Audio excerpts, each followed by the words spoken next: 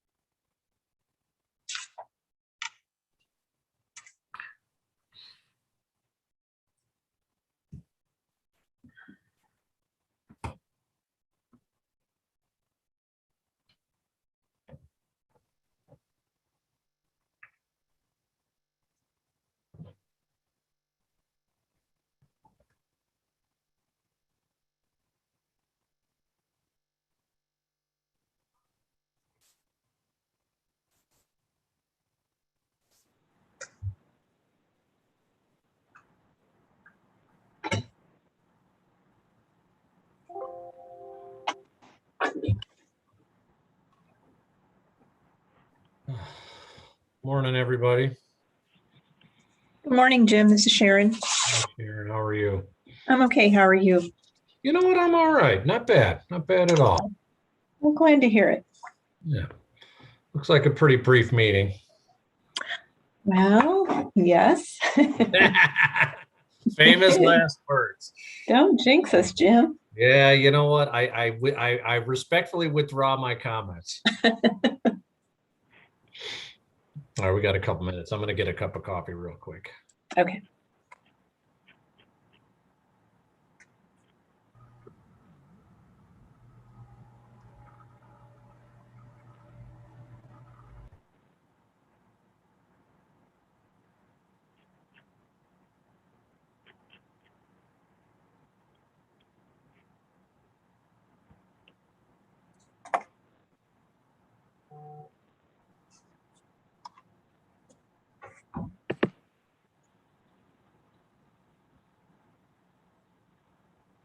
Good morning, Sharon, calling in.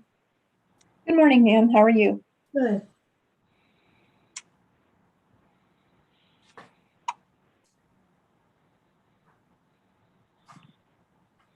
Sharon, I noticed your last name. My mom's maiden name is Rilojanis. Oh, really? Okay. Yeah, we have a heritage there. Great.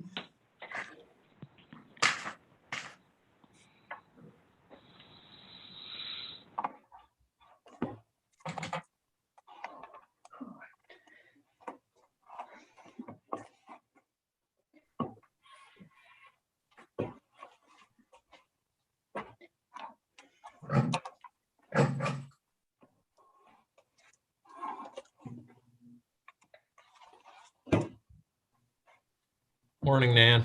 Morning, morning, Jim. I'm filling in for Trevor today. Okay. You taking a long weekend, or is he just had something? I think he's otherwise indisposed. He's on one of his 17 Zoom calls of the day, I assume. Oh, yeah. Well, we gotten good at that, that's for sure. Yeah, I don't know if I like that though, but I'd rather be in person. Well, that day is coming, I hear. Yeah, my September understanding is, 14th, What's that? when is that, Dale? September 14th, Ah, County Council in person. good morning, Okay. Dale. Good morning, Dale. The meeting is scheduled. We got the calendar invitation. Right. Okay. That's still a ways off. Yes, it is. But remember, August is, you guys are pretty much off in August unless there's an Right. emergency. So really, We you're have- talking about. We have June and four, July. we have 4 more Zoom council meetings. And We Board of have Control tomorrow never meeting. ends. That- You got that right. Yeah, that's what I said to Dan Brady when I said I would take this out. I said, why doesn't Board of Control get a recess? No, never. Okay, We're certainly open to that, Nan. yeah. We Oh, must, I don't think you're gonna get approval on that one, Sharon. yeah, I we think just must be so important. Well, as a department, I can tell you we appreciate you meeting weekly. Oh, thanks.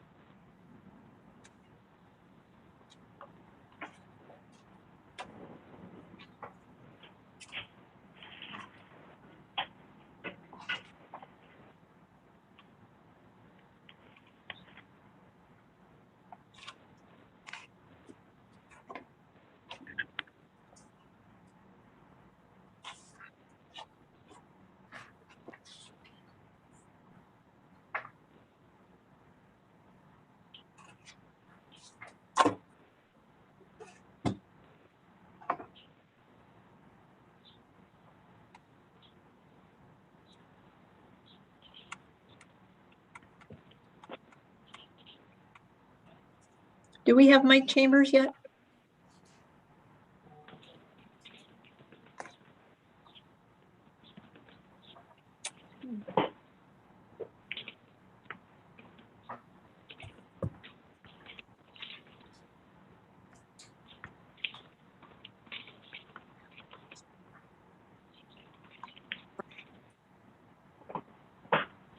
Good morning. Good morning, Mike.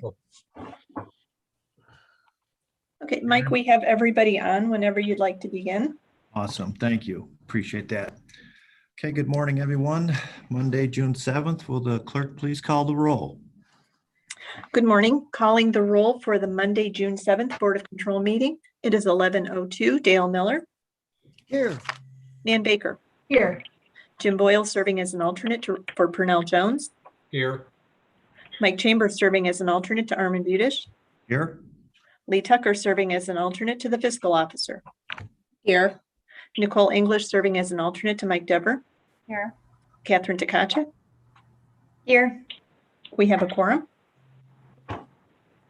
Okay, thank you. At this time, I'm going to make a motion to approve the minutes from June 1st. Do I have a second, please? Second.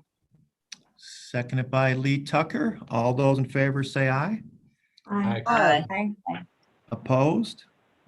Item approved.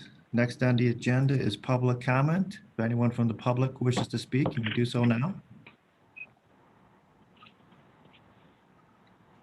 Okay, there is no public comment. Moving on to the next item, please.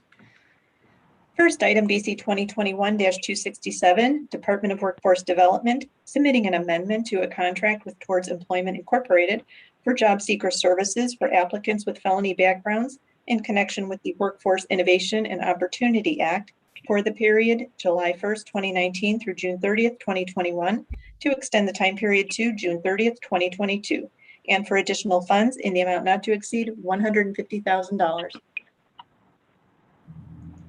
Good morning. This is Lauren Carey with Department of Workforce Development. This is an amendment to the Towards Employment contract. The program is titled CareerNet. It is designed to remove barriers, build skills tied to in-demand occupations, and secure and retain employment in a job with a career pathway. All participants will receive intensive case management, job readiness training, career planning, placement and retention services, supportive services, including legal service, and ongoing coaching for advancement. Okay, thank you. Are there any questions from the board on this item?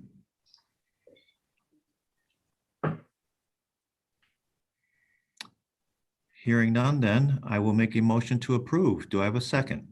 second, Miller. Seconded by Councilman Miller. All those in favor say aye. Aye, Opposed?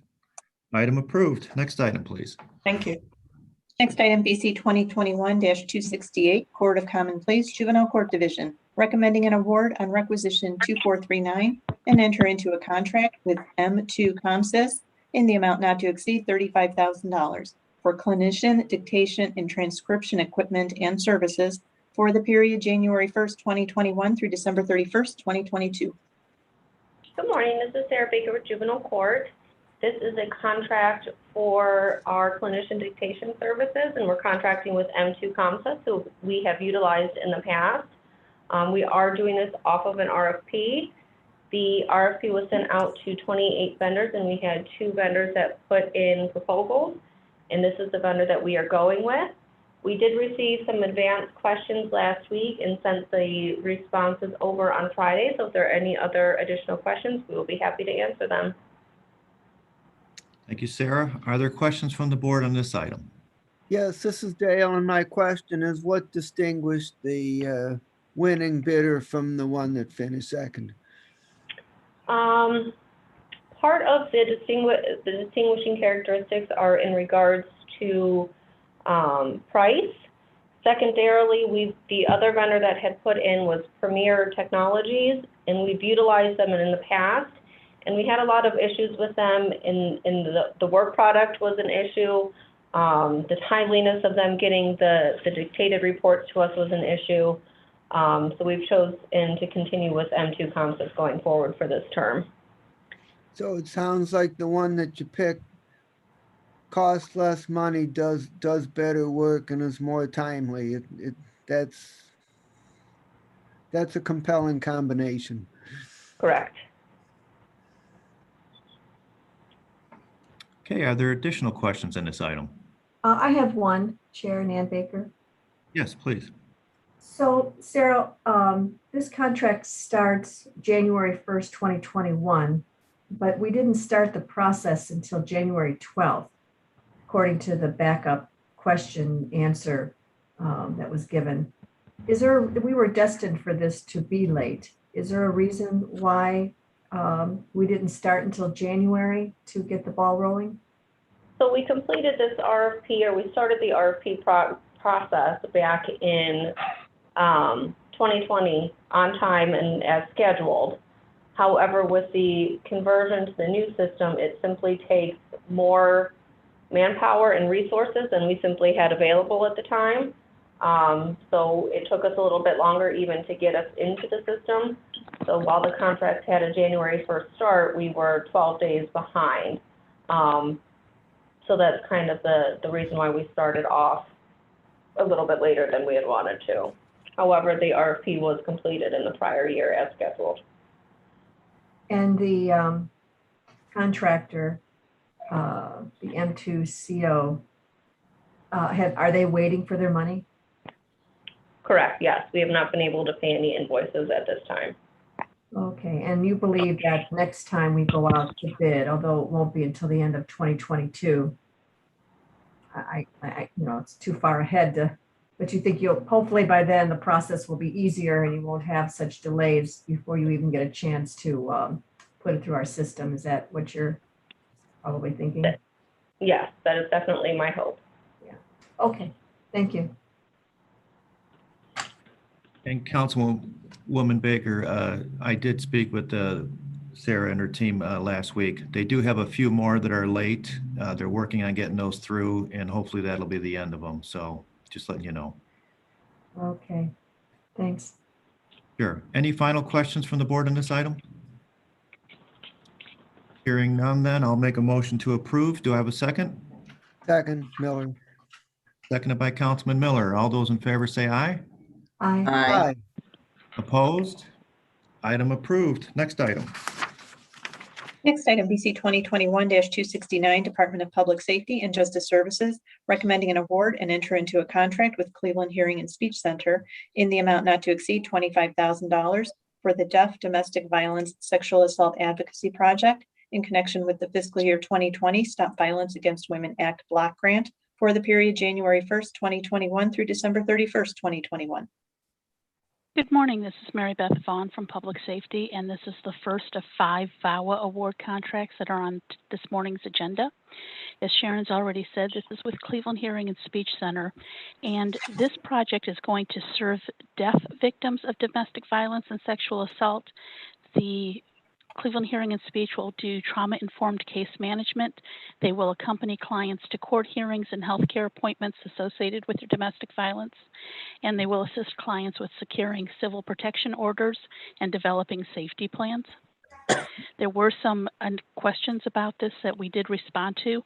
I would like to add that the way that we become aware of agencies to fund is that last summer, looking at these ones specifically, so last summer we issued an RFP that was posted on the public safety website and was also sent directly out to 123 agencies, which included all of the police departments in the county, to make them aware of the fact that this RFP was available and that this funding opportunity was available.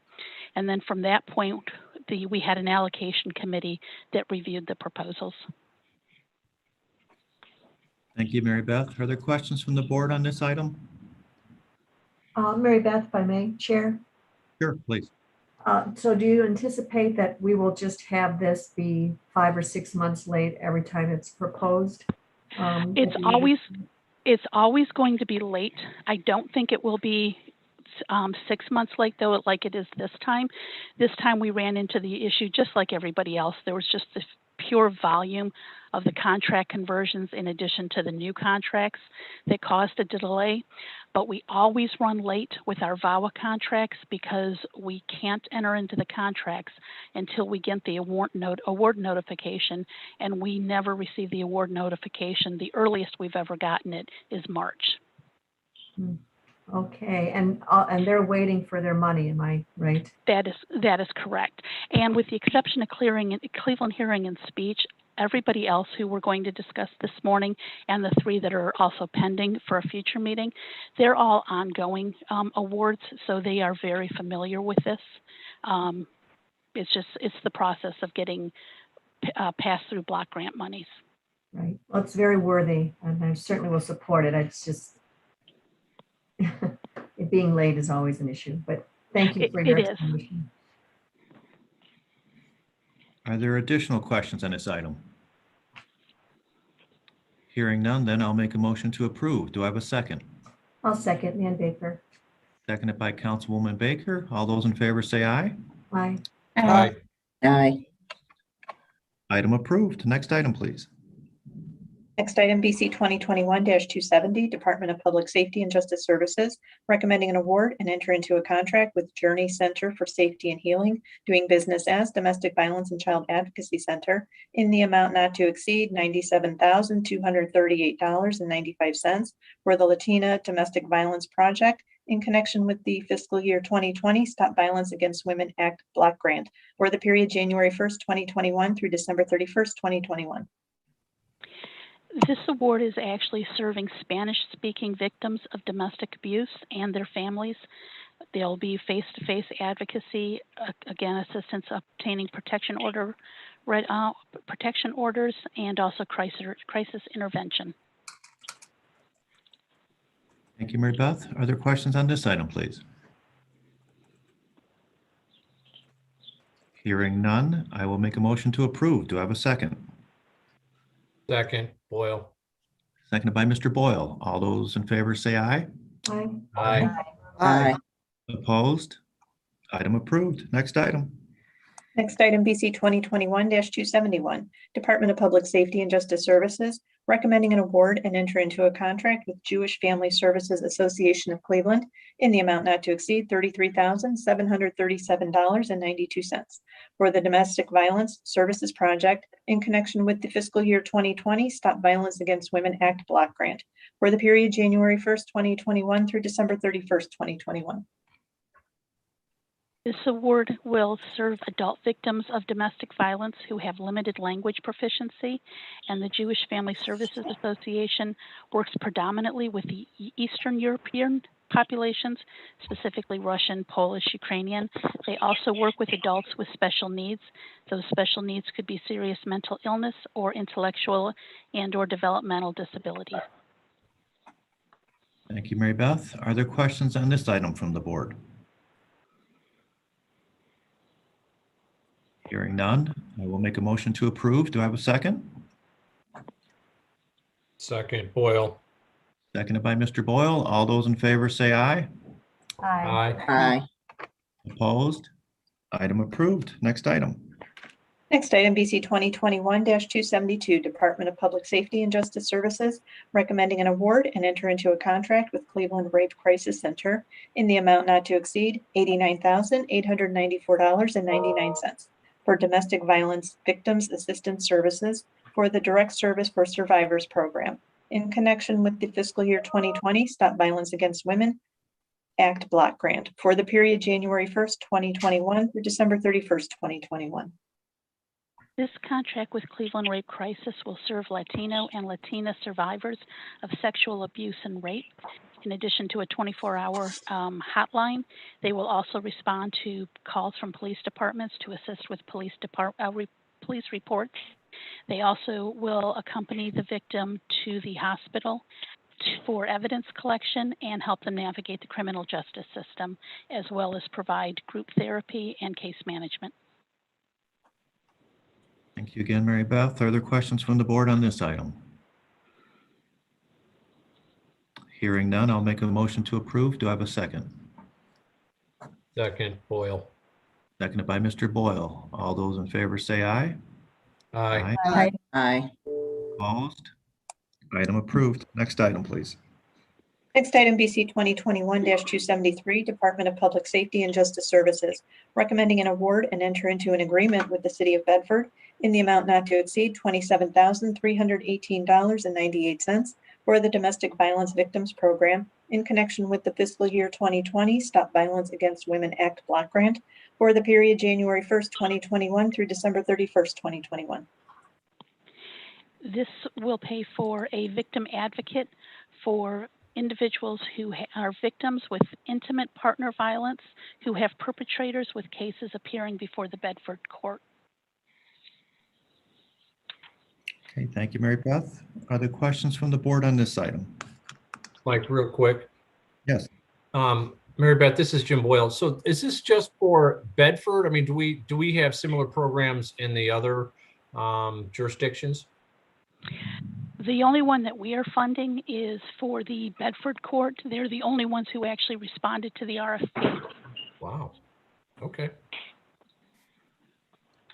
Okay, are there additional questions from the board? Hearing none, then I'll make a motion to approve. Do I have a second? Second, Miller. Seconded by Councilman Miller. All those in favor say aye. Aye. Aye.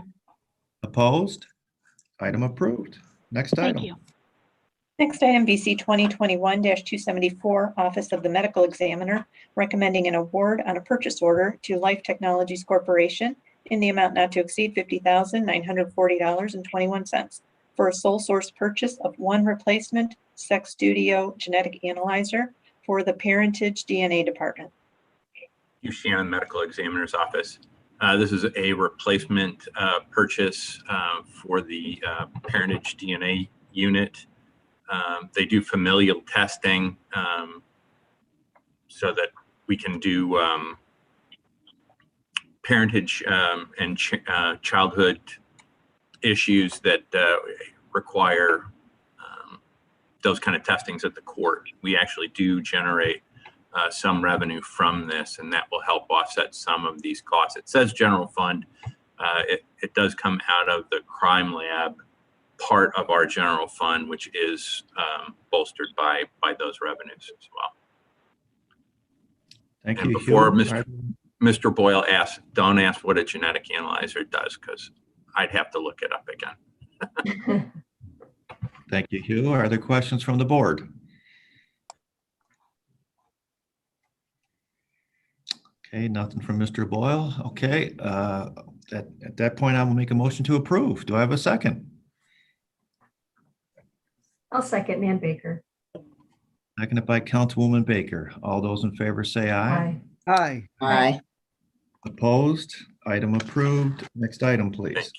Next item, BC 2021-275, Office of the Medical Examiner, submitting an RFP exemption on Requisition 6543, which will result in an award recommendation to B&B Microscopes Limited in the amount not to exceed $19,010.28 for the purchase of two replacement Olympus microscopes for the Parentage DNA Department, and recommending the award in connection with said RFP exemption. Hugh Shannon again. These are replacement microscopes for the medical staff. It does say it's for Parentage DNA. I think that is an error. This is for our forensic pathologists. So this will be two replacement Olympus, which is what the entire office is outfitted with. Thank you, Hugh. Are there questions from the board on this item? Yes, this is Dale, and I have a question that applies to the last one and also to this one. I'd like you to say a little bit more about to what extent does the crime lab and or the medical examiner's office currently have revenues that cover some expenses like this? So the crime lab is that part of the general fund of our budget does get revenue that comes in from other agencies that require forensic testing to be done. it's an offset. It's by no means covering the entire cost of what we do. And that decision was made by the previous county executive, not to charge most of the in-county departments, police departments, and other justice-related agencies. So, could you get back to me and find out how much such revenue the crime lab had in 2019 and how much in 2020? I can do that, sir, yes. Normally, I just ask for the most recent year, but it might be not representative because of COVID. Correct. Yes, sir. We'll get that to you. Okay, thank you. Are there additional questions on this item from the board? May I interject? Whoever that is, go. This is Clayton Bishop with W. Nussbaum. I submitted a bid for the RFP. We were 14% lower, nearly $3,000 with a similar product. And I just want to make sure that we're confirming that we want to spend an extra 14% on these. I'm sorry. Yeah, your opportunity to speak was at the beginning with public comment. I didn't know who that was, so that's my fault. So duly noted. Are there any additional questions from the board on this item? Yes, this is Dale, and I don't think we should be sticklers about rules. I would like to hear more from the gentleman as to and particularly from the administration as to why they went with the current bidder, even though it's 14% more.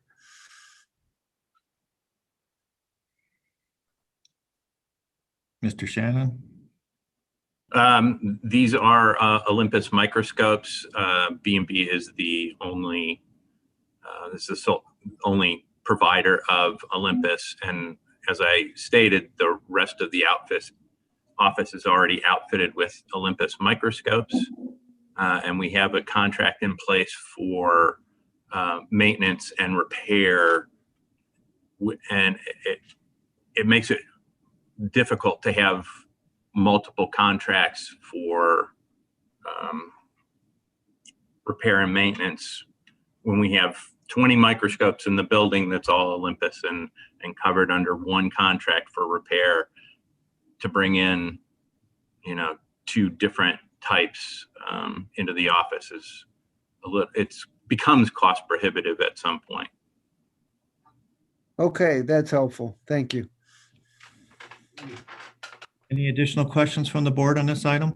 Just Mike, Jim Boyle, Hugh. So wait, I'm a little confused. So is this in on an exemption? Was there an RFP issued?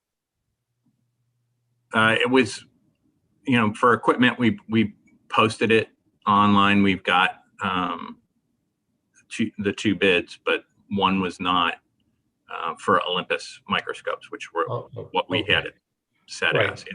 Because obviously, Hugh, and I'm not repeating anything you don't know. I mean, it's lowest and best bid. I mean, and so yes, dollars are one thing, but best is so. Based on the information that was presented to you folks in reviewing the 2 bids, you felt, regardless of the dollar amount, that this bid with B&B was the best submitted bid. Is that correct?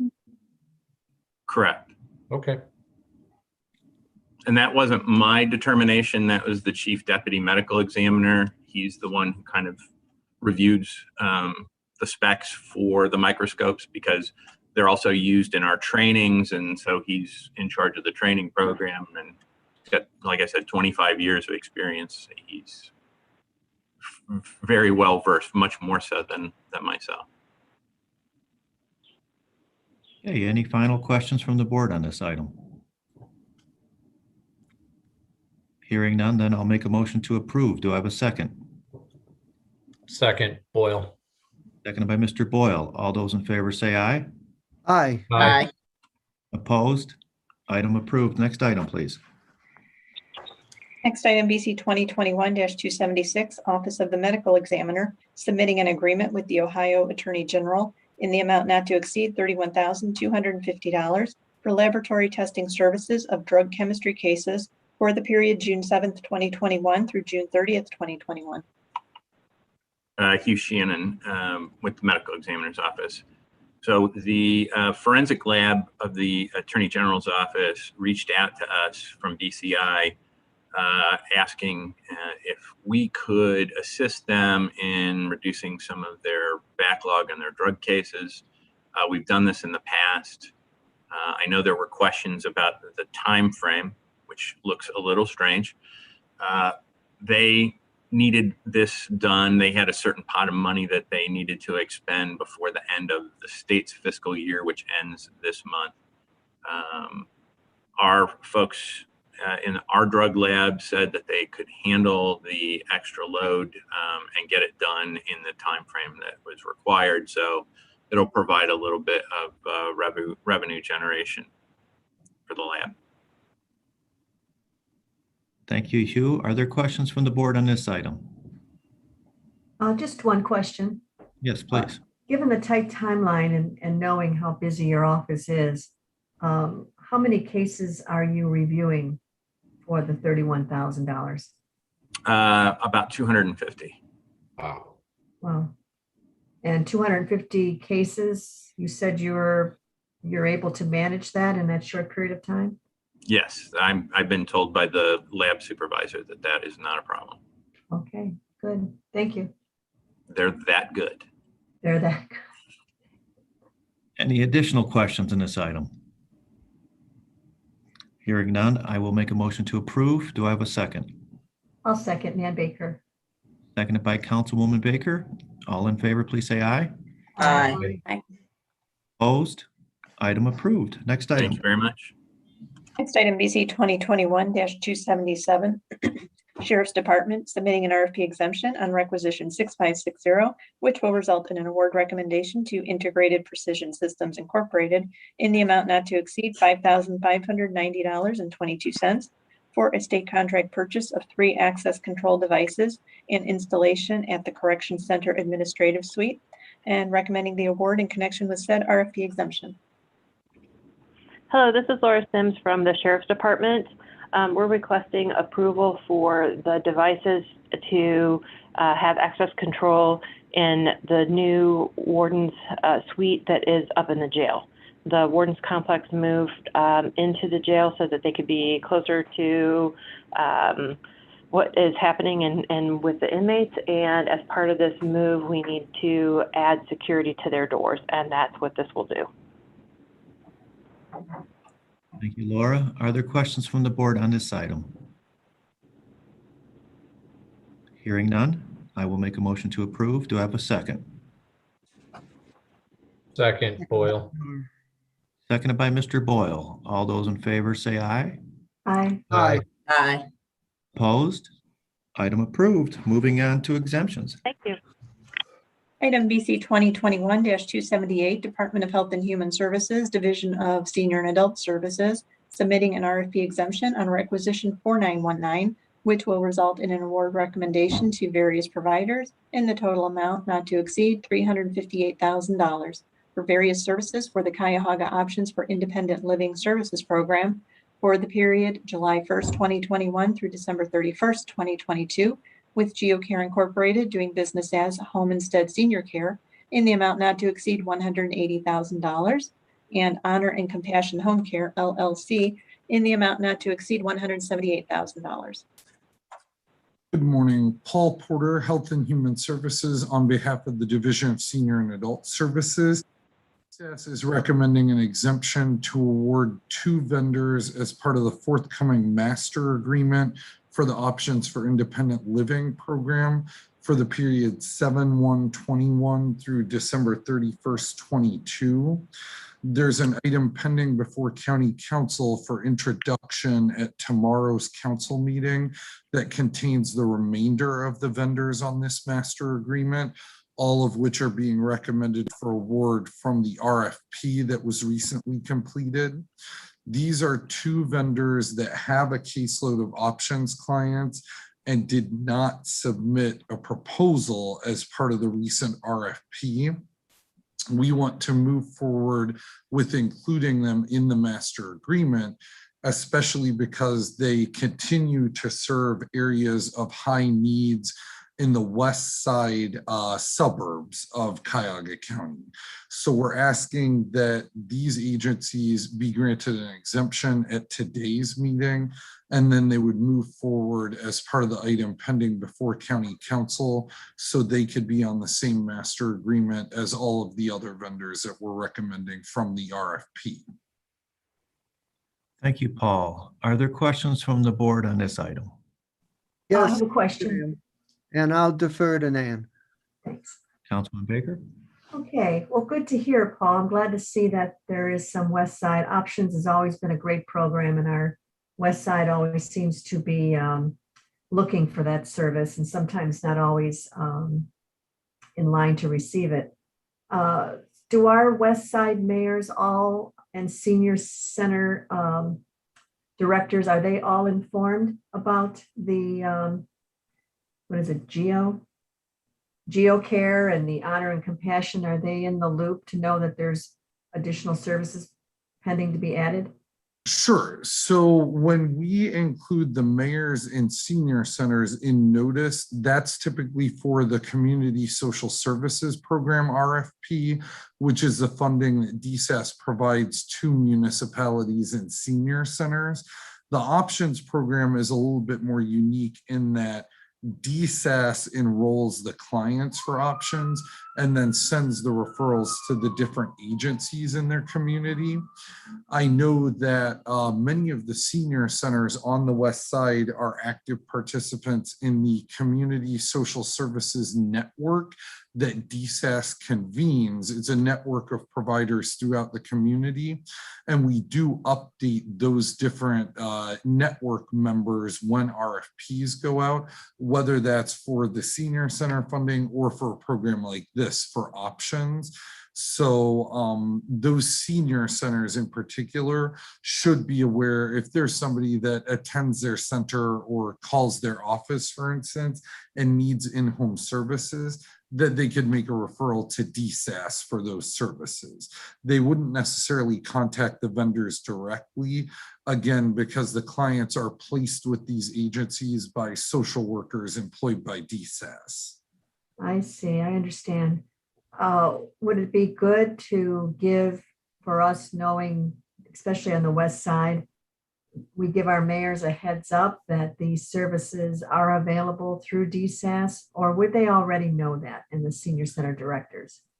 So I would say through the senior center directors is where they should know this information. I can't say that all the mayors know for sure. I do know, again, for the senior center funding, because I've seen the list of who that mailer goes out to, that includes, the mayors on that. And the next time that we RFP this, we can certainly include the municipalities. I will say for the options program, though, there was only one instance where we had a municipality deliver services under the options banner. It was the city of Parma Heights provided medical transportation. Because this program is a little bit more unique in that it's not tied to the specific municipality, I think that's why we haven't seen a ton of interest from the municipalities in this funding. However, that's not to say that it isn't something they should be aware of, particularly if their constituents could benefit from the service. Okay, well, I appreciate that. I know there are some senior centers that are stronger than others. Certainly. And I know, my particular district said that the option programs is improving for them. So I know that it's out there and they're using it and they're aware. So that's all good news, and look forward to the master contract coming before us so that we can even give more credibility. Thank you. Thank you, Paul. Councilman Miller? Yes, thank you. And my question is, when you sent out the RFP, were these two agencies notified of the RFP? Correct, Councilman Miller. They were both notified of the RFP, and in this particular instance, both of these vendors attempted to submit proposals through our new Inforce system, where there's, strategic sourcing is one component of that system. Unfortunately, they attached their proposals in the system. They attached an RFP of their proposal, but both of these vendors failed to click the submit button so that it routed that proposal to the purchasing department. So it was almost as if their proposals were in a draft status. So it wasn't that these vendors did not want to participate. I think it was more, getting used to the new system. You've heard the troubles on the department ends for, items getting submitted late and kind of a learning curve. I would say this is the same kind of a learning curve for the vendors. Some vendors did better with it. And in this case, we're pursuing an exemption so that we don't lose out on these vendors, from participating in the contract. And we continue to provide support when vendors call in and they're having issues with getting their proposals in. And I will say even a pre-bid conducted on Friday for the Division of Children and Family Services, we reiterated 3 times during that meeting that the vendors should not wait until the last minute to try and get their proposals in. And that if it's due on a Friday, for instance, get your proposal in on Wednesday. So that way somebody can call us on Wednesday with a problem, not 10:30 Friday morning and the proposal deadline is 11 a.m. It's a little bit tougher to troubleshoot those technical issues when you're really under the wire timing wise. So that's why we'd appreciate if these vendors could be approved to move forward as part of the master. Well, I certainly support this item, and I'm particularly happy to see anything to facilitate these services being provided in the west side suburbs where they're needed. So I'm very supportive. The only thing I have to say is that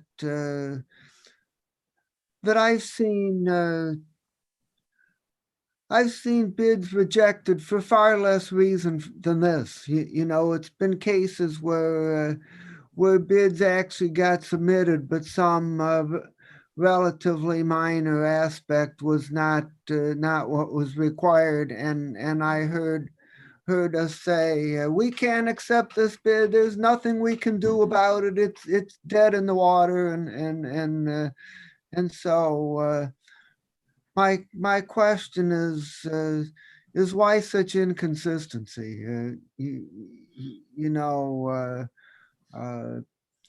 What determines whether when we can go out of our way to help a vendor and when they're stuck and it's dead?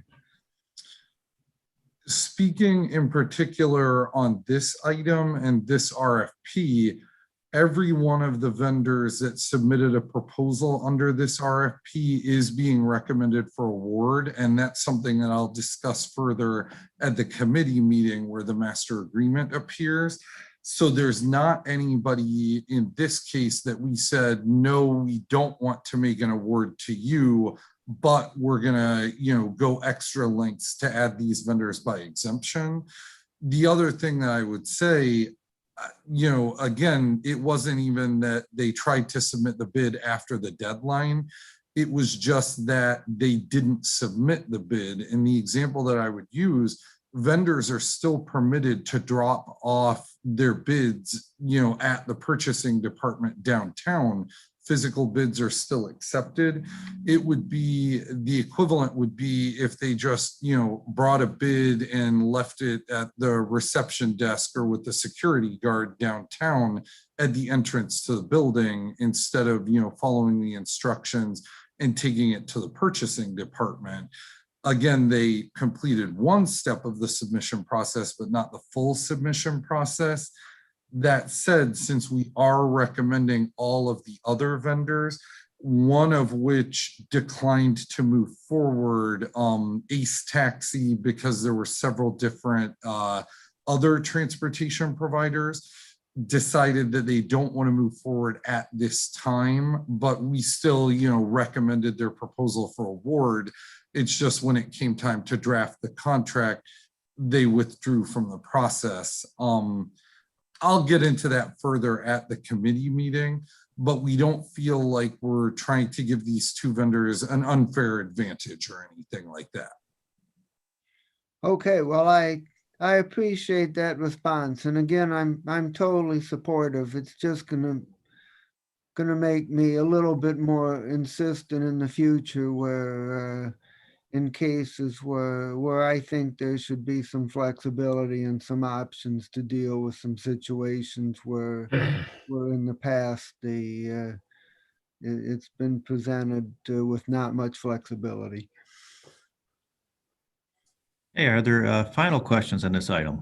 Mike, just a comment. Paul, I don't think anyone disagrees with the validity of the vendors and the services they provide. And to be frank, I think you've done a good workaround, Paul, in terms of getting this through. But I don't think anyone would agree that this is a best practice situation for us to go through. And we were on the call today, those of us who were earlier, with a vendor who evidently submitted a lower price in a bid submission, and lost out. And so I look at these things. Yes, I'm aware that all the vendors were selected, et cetera, but this is not a good process that we're dealing with here. And what's happening here is a good way to bandage the situation, but I think it illuminates a significant issue that we're having here. And I think Councilman Miller's comments about not necessarily the flexibility, but what are the rules? I mean, if they're late, they're late, and how are we going to deal with that is a valid one that not just the HHS umbrella, but the law department has to take some assessment from and figure out what the rules are moving forward. I'm not asking you to comment. I appreciate what you've done here. I just think it's something that needs to be stated.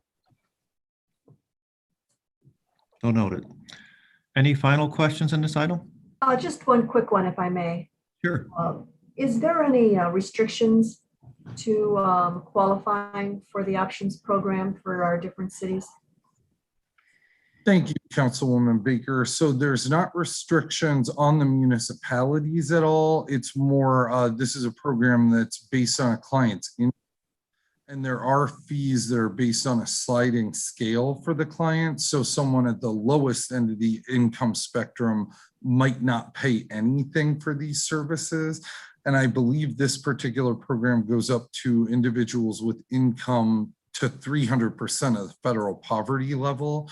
So it is a fairly generous income qualification. And I can double check those numbers before this gets presented to committee as well. I would appreciate knowing what 300% is, and if you could define that a little bit better, just so we know what the rules are. Appreciate it, Sure Paul. thing. Thank you. Okay, hearing no further questions, I'm going to make a motion to approve. Do I have a second? Second, Miller. Seconded by Councilman Miller. All those in favor say aye. Aye. Aye. Opposed? Item approved. Moving on to consent agenda.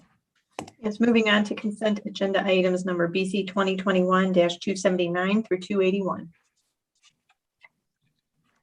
Board members, take a moment to review and feel free to speak with any questions.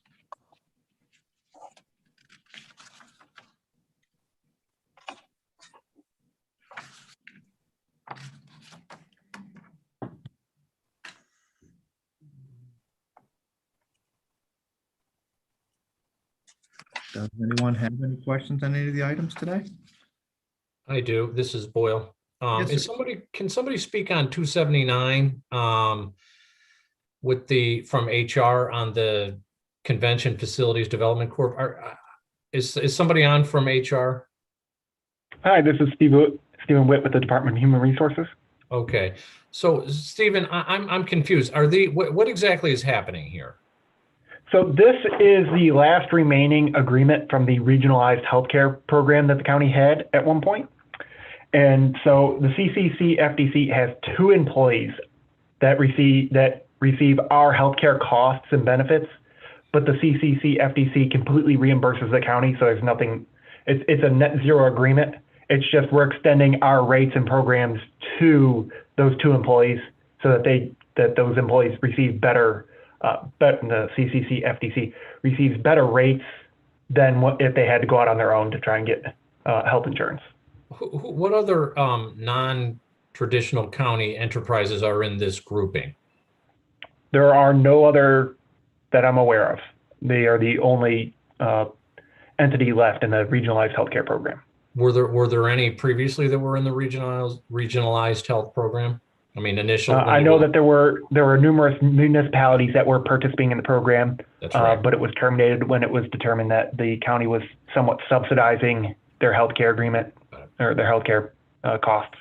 Is there an expectation of this continuing for these 2 folks past 2021? I am not aware of any discussions about them going off on their own, so I would expect it to continue. Oh, okay. Mr. Boyle, are there additional questions on any of today's consent agenda items?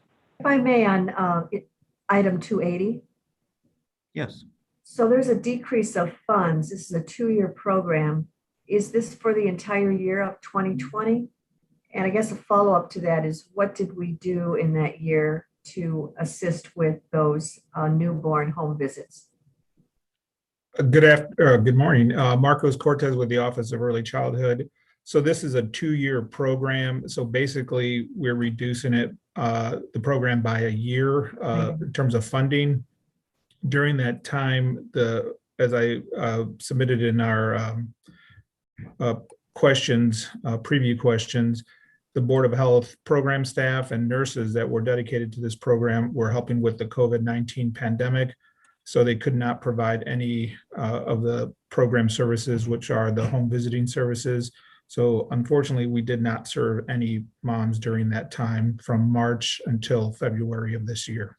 Wow. Okay, I am just reading it. I'm sorry for repeating the question. Without reading this, did we offer any services? Was there any way we could visually or by virtually help, or there was just nothing? Councilwoman, we did not provide any newborn home visiting services to these moms, but our other home visiting programs were still available during this time. Our working with Moms First, Bright Beginnings, our Spark program. So we still provided services to moms that would fit in this demographic, but they did not get the actual newborn home visiting program. If I may follow, given we have almost, it sounds like a year of non-visits, now that we're back visiting, did we go back to any of those homes that missed the services to see if those newborns were taken care of, or there was any things that fell through the cracks that they should have gotten services and didn't? I mean, how are you accommodating those that didn't receive any services in that first year? So this program targets moms that have just had a baby, and our research has shown that these visits are effective within the first few weeks of a mom having their baby and coming home, because they do a health assessment on the baby, they do a safety check on the home. So we would not, in this case, go back to those moms. Hopefully they've been connected with our other home visiting programs that can do some additional work with them. But so we are recruiting new moms and doing the virtual. We're still virtual. We're not in person yet. But hopefully towards the end of June or early July, we hope to start in-person visits again. But these are all new participants in the program going forward. Okay, wow. All right, I appreciate the answer. Thank you. You're welcome. Thank you. Okay, any final questions on today's consent agenda items? Hearing none, then I'll make a motion to approve. Do I have a second? Second, Miller. Seconded by Councilman Miller. All those in favor say aye. Aye. Aye. Aye. Opposed? Today's consent agenda item is approved. And now we'll move on to other business. No other business. Public comment is the next item on the agenda. Is there anyone from the public that wishes to speak? You may do so now. Okay, we have no public comment. At that time, I'm going to make a motion to adjourn. Do I have a second? Second. Seconded by Ms. Lee Tucker. All those in favor say aye. Aye. Aye. Opposed? We're adjourned. Thank you again. Have a great week. Thank you. Thank you.